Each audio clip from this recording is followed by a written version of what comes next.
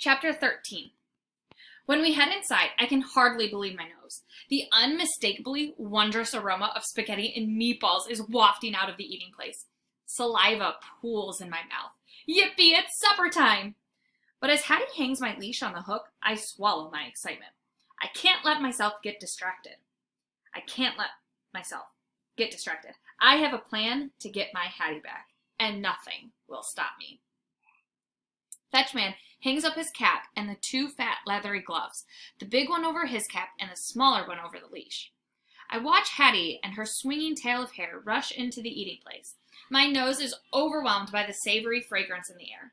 I love spaghetti and meatballs, but I have a mission to focus on. I slink back to the door. Those gloves are awfully high. I leap my highest. I stretch myself as far as my body will go. No matter how hard I try, there's no way I can reach. And, that spaghetti smells so good, and I'm so hungry. I want to go beg Hattie to bring me some, but I can't get distracted. Getting my Hattie back is too important. I jump and jump and jump. I can almost reach the end of the leash. I try again, my jaw snapping. At last, I chomp onto the clasp and give it a tug. Did Hattie's glove shift just a tiny bit? I look way up. It's slightly off balance. I have to keep at it. I'm about to tug some more when I hear food clattering into my supper dish. My tummy grumbles.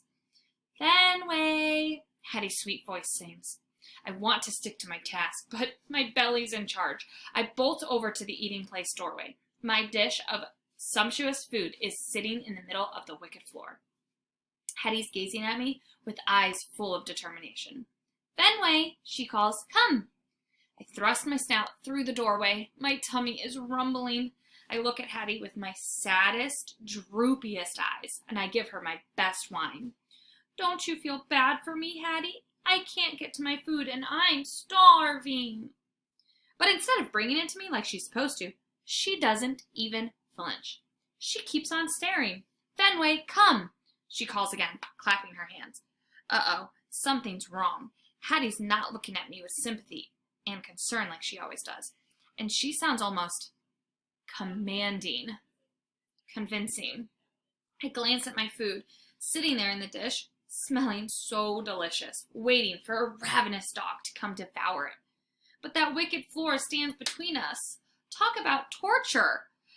I drop down and whimper for a long, long time, for all the good it does. Hattie keeps on calling me again and again, like I'm miraculously going to defeat the wicked floor, charge on in, and gobble down the food. Why won't she just bring it to me? It's horribly unthinkable. My Hattie's changing like Goldie and Patches said she would. I have to get her back. I have to work harder. But right now I'm famished and exhausted. I curl up for a rest. And then everything changes. Hattie comes over and grabs the leash. I hop up. Hooray, hooray! I bark, pawing her legs. We're going somewhere. We all pile into the car, and I'm so excited, I almost forget how hungry I am. Until I get a whiff of Hattie's backpack. Wowie, it's loaded with treats. Good thing I'm starving. I lick her cheek, then stick my nose out the window as we zoom down the street. My eyes squint in the warm breeze. When the car stops, my tail wags out of control because my nose is smelling amazing familiar sounds. We're at that treat place again, where I'm going to get treats and see my new friends. Come on, Hattie, I bark, clawing at the door. Let's get going. We barrel out of the car, and I lead Hattie across the parking lot. When we get to the door, I see Lance, the yellow lab from last time. Yo, dude, he says as we politely exchange bum sniffs. Hey, Lance, what's up? No idea, he says, and the look on his face proves it. Lance is human, pulls the door open, and we head inside. It's that same big room that smells wonderful, and the same dogs from before are there with their humans. Sadie, the very round beagle, is lying on her side like it's nap time, while Rocky, the basset hound, is trying to drag his human back out the door. Food Lady and Fetchman get busy chatting with the other humans. I steer Hattie around to greet my new friends. Wake up, Sadie, I say after sniffing under her tail. The treats are coming, remember? She raises her head with considerable effort. Trust me, honey, she says. I remember, but those tasty morsels better come easier this time. I've had it with exertion. When we get to Rocky, he's actually shaking. Relax, I tell him.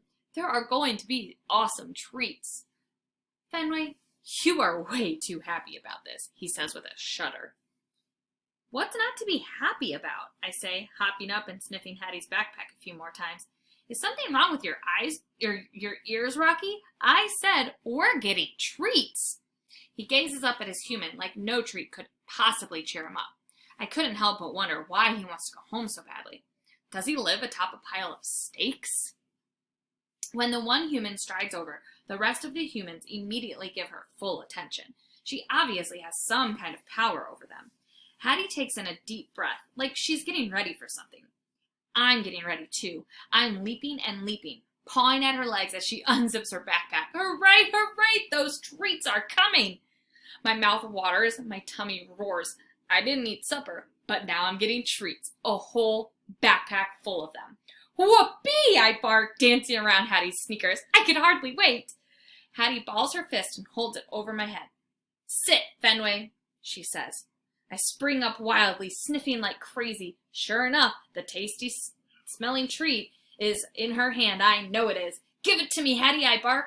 What are you waiting for? Hattie looks rattled. Sit, she says. Fenway, sit. Yippee, I bark, jumping on her legs. I can almost reach her fist. I can already taste that delectable treat. But Hattie's fist remains closed, with that treat still inside. Sit, Fenway, she says again. Her eyes are getting watery. Sit, sit, sit. I nuzzle her hand in desperate attempt to open it. I'm so ready, I bark. Next thing I know, the one human is hovering beside us. She smells like lots of dogs and treats, but she also smells serious. And her voice is bossy. Hattie is completely focused on her. The one human finishes speaking, and Hattie nods.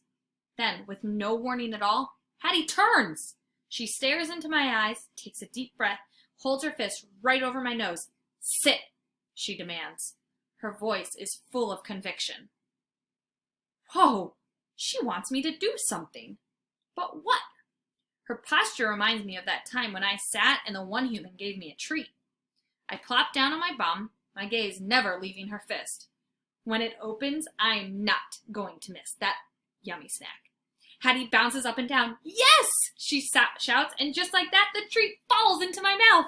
Chomp. Wowie, is it ever tasty. I'm crunching and munching that meaty morsel in a state of pure happiness that ends all too quickly.